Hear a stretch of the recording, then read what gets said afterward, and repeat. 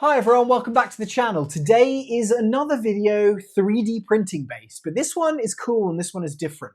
So this, you may be thinking, what is that? It's probably 3D printed. Well, you're right, it is, but it also is a grenade. Now, I got contacted by a guy called Steven.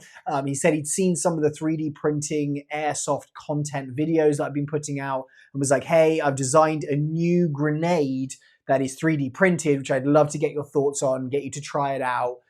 So he basically said, hey, I'll just send you the files if you want to print it, and then I'll send you some hardware. And the hardware for this, all that was needed was 2 springs and one of these, an actual, just like a regular M5 bolt, I think it is, something like that. And then actually the only other thing I needed was this. And so when he sent it to me, the email, I was like 100%.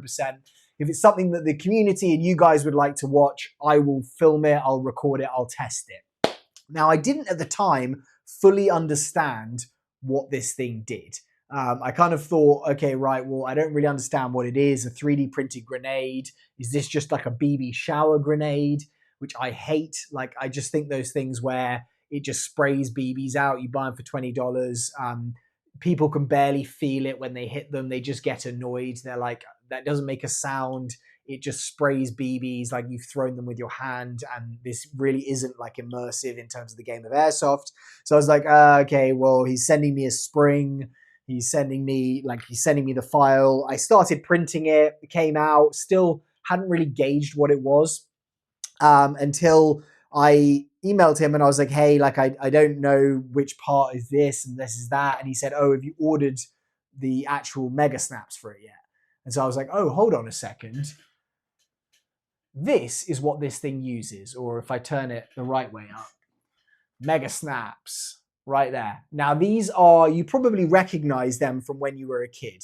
They're like those tiny little pyro snaps that you throw on the floor and it makes a bang and, you know, you scare your friends with it or whatever. Kids buy them. Crackers, we used to call them in the UK. We used to go to France and buy them because they were very cheap and easy to get. They are still very cheap and easy to get. Now, this is a form of pyro, so it may not be allowed in certain places. Like, I play in Southern California and it's not a real strong pyro, but I do think some places will have an issue with this. But I didn't gauge how good an idea this really was until I actually built it and tested it. So what I'm going to do in this video, guys, is I'm going to show you the different parts that will come in this 3D print file. I'll put a link down to it below. I'm not sure if he has it for sale or what the price is. So you can go down there, check it out and download it if you want to print it and then effectively create a grenade for yourself. Like, the big thing, I think, and the big overarching theme of this is going to be cost. Like, this is going to be a way for you to run a sound grenade at a very, very, very low cost. So keep that in mind as I'm talking through it. But all of the details will be down below. Steven, the actual grenade is called a Thunderstrike V2. So it's the Thunderstrike V2 grenade.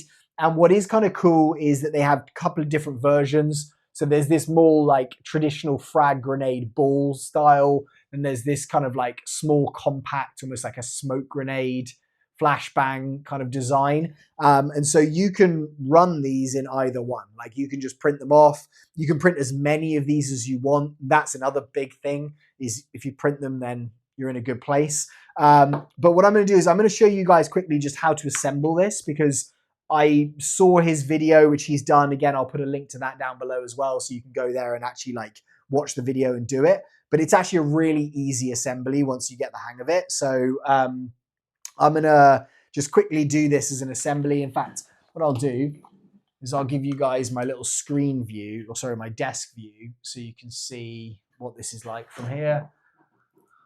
If that's good there, let's give that a little bit more. Hopefully that's kind of good for you guys to see. In fact, I'll give you a little overlay of my face so you can see me right here. But basically, I'm kind of in love with this. I think the tolerances of it may be less than what you would get if you're buying something. However, it's 3D printed. So you can print another part, you can print another whatever you want, you can print it in more expensive polymer. So this really is going to take this and turn this into something that you can use in airsoft. If you don't know what these look like, I'll give you a little look straight away. But these are very cheap. I love the packaging of this because obviously they've just put it in sawdust, meaning that if you drop this box, it's not going to go off. But if I threw that very hard on the ground, that would make a like smack or it's probably as loud as maybe not as loud as a Thunder Bee, but it is as loud as many of the CO2 style grenades that are going to make a noise. That's how loud it is. Anyway, this is going to come in multiple files that you download once you've paid for the file. It took me this. I actually made this out of a very, very thick polymer. I used eSun PLA Plus, but I've just tested it and this thing works, which is why I'm making the video.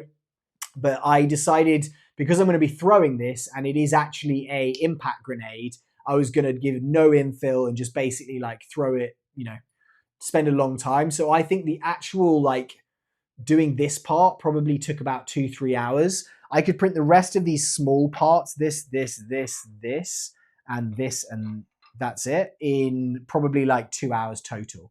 So you could print one of these probably about 4 or 5 hours. Then, as I said, all you need is these 3 parts and you're good to go. So first off, I printed this, which I'll show you the 2 versions. This is like the more like frag style ball grenade. Same kind of design where you're just going to put this little banger in the bottom here. Then you're basically going to get this, which is going to be your top piece. That's just going to screw straight in the top here. And then that is going to be where effectively you have the action for this guy. And this is what I'm going to assemble now, is going to be showing you like the actual function of this. So I'll show you what the function is. If you can see in the top here, there is a little piece. Let's do this here. There is a little piece which is that, and that is just sitting on the top there with this screw head right there. Now, all that is going to happen is when you knock this, if I knock it and I knock it hard, knock it with something here, that is going to like twist on that little rotation, and this guy is going to come down. So all I'm doing to like prime this thing is to like twist it in place. I'm then going to put the spoon in to lock it with a little spring under there. But as soon as I release that spoon, the option for this thing to go and release is there. So it's a really basic, very clever little like function. So that's kind of what I'm going to build now. I'm going to show you guys just how easy it is to create this. So what we're going to do is we're going to start off with, now I need to remember what I'm doing here. We're going to start off with this guy. So all I'm going to do is run this screw straight through here. Luckily, I've got a screwdriver, but it won't come with like threads inserted. And what I actually did, and on this one I actually did it slightly, is I put it in at a slight wrong angle. However, if you put it in the wrong angle and you just need to reset it, you can just print another one and it takes about 20 minutes. So all I'm doing here is just rotating this screw and basically threading through this catch. So it's going to go right to the end. These screws, again, I think they'll be on the description that you can, you know, where you go and download this Cults 3D file or wherever it is, whatever platform, because he sent it to me for free to review. So wherever it is to purchase, you can go and check it out. So he'll have a list, I think, of the spring and the actual bolt that you're going to need. But all I'm going to do is basically run that guy to the top, and obviously it's quite a long bolt, so it's just annoying that it takes this long to go.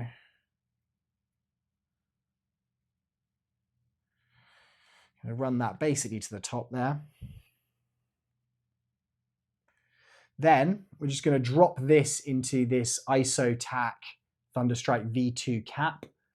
That bolt is going to slip straight down into that gap, and there you can see that's where that function is right there. I wouldn't do it all the way tight yet, but that's just what you're going to have to do. Then this spring, which is a more heavy spring, is just going to sit right there and into that little gap where that's going to be. And then what I'm going to do is I am going to, again, thread this into this piece here. Now, with the other one that I have, I've actually threaded it and it is done now. So I don't need to like kind of focus as much attention, or once it's done and the threads are in there. So this bit may take you just a bit of time just to make sure you're getting it right and in there properly. But with me, all I'm doing is just putting force. You can see it in the bottom one. Putting force and turning as I'm doing it to get this into the plastic.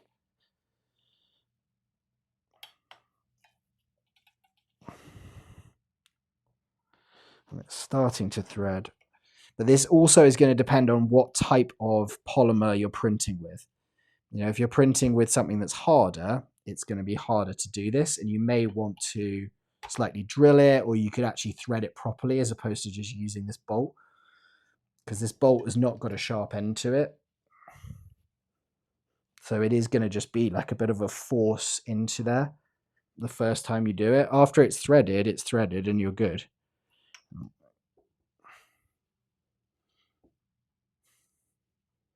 But you are just going to need to get that initial bite of the thread.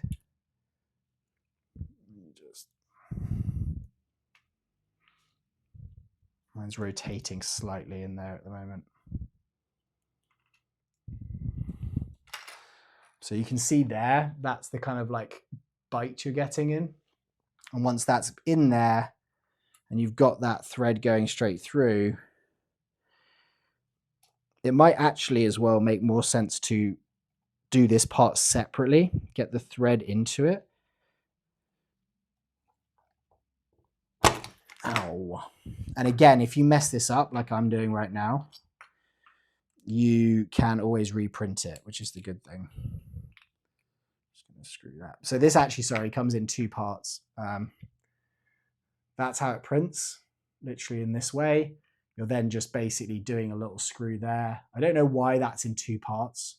It's probably something I should have looked at previously, but you can see there, that's where the biting's coming in there. And I might do now. Just continue just to thread this in. But at the moment, this is the only like messy part effectively of the build. Like it's very simple in terms of the function of it. So once it's in, but you just need to get this part right and do it properly. And once that's done, you're going to have a grenade, which I don't know, in terms of polymer, it probably cost, I'm trying to think like the cost of the polymer, like maybe like $6 or $7, if that. Depends again what polymer you're using. Just need to get this to bite in there.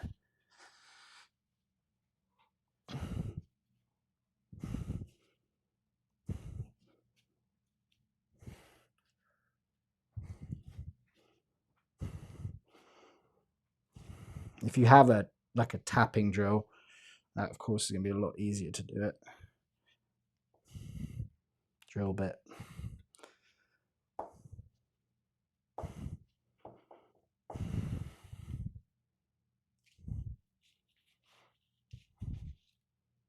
See, I'm going at an angle there, so I've kind of like lost it off on the... So it is better just to go straight in this way.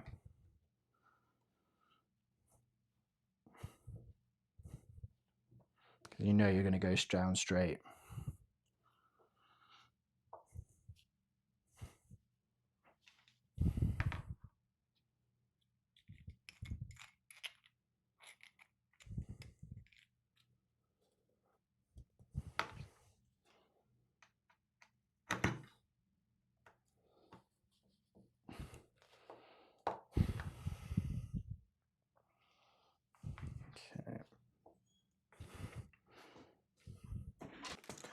Okay, so once you have put it in, sorry, my son ran in again. So once you've basically done the threading on this, to here, you can, as I showed you before, put this through this gap here. It's just going to slot in right there. You're just going to put this straight there, screw it on, hold it in place. What's actually nice, which I didn't think about, is that's in place there. So then you've got that situation where you have the locking and you can turn it and then hold it in place. So I'll show you on this one, because I've got this one working perfectly. That one was slipping slightly, so that was just one thing to bear in mind. You may have to kind of do that once or twice. But this now is basically in that position where we said, where it will be like that with it below. I push this in, I rotate it, and that will hold it in place there. Then what I'm going to do is basically take this, which is going to be, or actually I can prime this first. This is another of the springs. Now what he says in the video with the kind of like how you do it is you put some glue in there and then you hold that there. So that basically will hold the spring in place. I haven't done this in this because I just haven't got to that point yet, but you can see here, there's a little hole where that, or indent where that spring will sit in there. Push it into this position. Right there. Oh. Right there. So that's sitting in there. And then I'm just gonna put a pin right into that position. What I did with mine is I just got one of the Thunder Bee pins. You can buy those separately. Then all we need to do is take one of these, as we said before, rest it into the center here. So you can see here where the indents are cut, right there. That's just going to slide straight in there like that. I'm going to push that to the bottom. Make sure it's sat in place. So in terms of like reloading this, it shouldn't be very difficult to do. It's going to sit in that position there. Then we're just going to insert this. This has got some nice big easy threads. That's going to sit like that. And then we're ready to go. So as soon as I want to use this, all I'm going to do is push this down. I'm going to pull the pin out and then I'm going to throw it. As soon as I throw it, that rotational piece is going to drop and it's going to hit that and it's going to go. Now, the big thing with this, as I said, is cost. Like this is the Isotac Thunderstrike V2. I can buy, I don't know how much the actual file is going to cost. Again, you can go and have a look down below. But what I can do is I can buy that file. I can then print as many of these as I want. So I could print one, like 5 different versions if I wanted to, which will probably cost me, I don't know, $4 to $7 in plastic, if that. It can't even be that much, no. Maybe like $2 or $3 in plastic. I need to get a few of these pins, which, you know, you can make yourself, or I think you can buy a bag of 15 of them for the Thunder Bees for like $5, $10 maybe. And then you've got as many pins as you want. You need the screw and the 2 springs. Again, you know, I don't know how much those are going to cost, but it's not going to be much money. And then these things, you can buy 5 boxes of these. And they're about 15 in a box, and that's $25. So it's about $5 a box. So you're looking at about 30 cents a pop, as opposed to a CO2 cartridge. If you're using a Thunder Bee, like the actual Thunder Bee casing is like $5 or $3. It works out about $5, $6 to throw a Thunder Bee, which is expensive to make a loud bang, and that's basically all you're doing. This is going to be about 30 cents a throw. So I've got a video now and I'll post it of me throwing this literal thing just before I started filming this. But that's going to be what the cost is going to be to do it, which I think is pretty amazing. So yeah, I have just printed this. I started with that one, had a couple of like little issues, you know, like print quality, depending on the printer you're going to use, the speed, etc. But as I said, the big thing with this is you don't buy it and then it breaks like the Thunder Bees with the CO2. The O-rings go, they don't go off, whatever it is. Even if I throw this and for some reason it didn't go off, like the banger didn't go, it's 30 cents. It's not $5 that I've just wasted with the thing leaking everywhere. And this thing is very small. So I could carry 5 or 10 of these and not really know about it. I think you could do some different things to secure that in place better. Maybe put like a little bit of glue in the bottom or something like that. So because it is rolling slightly. But guys, I think the concept of this is really great. So as I said, like this is just a review video. They sent me the hardware and the files for free. I said I would just do a review. So again, spoon, you break it, you print it. Like that little catch thing wears down slightly, you print it. Like each one of these parts you can just print. So I'm a big fan. All right, guys, thank you so much for watching. As I said, I'll do a video. I'll do a couple of shorts as well of me throwing them just to show you guys what it's like. But yeah, I'm a big fan. Go and check out Isotac and their Thunderstrike V2 and let me know what you guys think in the comments. If you have any questions, as always, let me know there too. Thanks, guys. See you soon. Bye. Okay, guys, so here's this 3D printed grenade. It has one of these mega snaps inside, super cheap. This obviously is the top here that we've just assembled, and this is the spoon. There's a pin there. It's got the spring and a little bolt that's in there, just attaching it. And we'll see if this thing works. Push the spoon down, hold it there. Wow, well, that was pretty awesome.